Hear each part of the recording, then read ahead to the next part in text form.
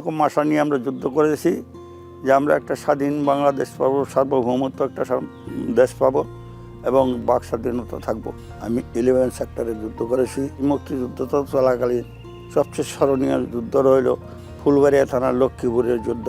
এমবুশের নিয়ম হইল 5 থেকে 7 মিনিট, কিন্তু এইখানে কন্টিনিউয়াস 40 মিনিট 40 মিনিট যুদ্ধ হয়েছে।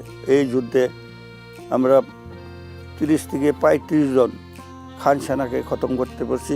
বিজয় দিবসটা যেদিন আসছে, যেদিন কানে আসছে, এদিন সবচেয়ে স্মরণ যে আমার বড় ভাইটারে যে ধরে নিয়ে এইরকম নৃশংসভাবে হত্যা করছে। বেদনার বুক বইরে কান্না আসে যে এই স্বাধীনতার জন্য তো আমরা রক্ত দিই নেই। আমাদের মুক্তিযোদ্ধাদের মনের আশাটা দুলিশ্বাত করে দিচ্ছে। আবু সাইদ বাইরে যে রংপুরে গুলি করলো ওটা দেখে, আর বোনদেরকে যে মারলো আর কি, ওটা দেখে আমি বসে দেখতে পারছি না বাসায়। 4 আগস্ট ওই দিন যখন আমরা সবাই একসাথে মিলিত হইয়া আগাই, তখনই পুলিশ গুলি চালায়। আমি সামনে ছিলাম, তখন আমার ডান চোখে 2টা গুলি লাগে।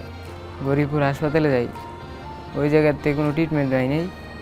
ওই জায়গাতে তারা একটা অ্যাম্বুলেন্স দিয়েছে, ময়মনসিং নিয়ে যান, তারা কোনো কিছু করে না। গুলি খাওয়ার রোগী আমরা চিকিৎসা দেবো না। খুনি সরকার যে সময় পালাই গেল, ওই সময় আমার 2টা আর কি অনুভূতি ছিল, আনন্দ আর বেদনা। আমি হাসপাতালে আছি আর সবার সাথে আনন্দটা উপভোগ করতে পারলাম না। যে দুর্নীতি না করতে পারে এরকম একটা বাংলাদেশ চাইছিলাম।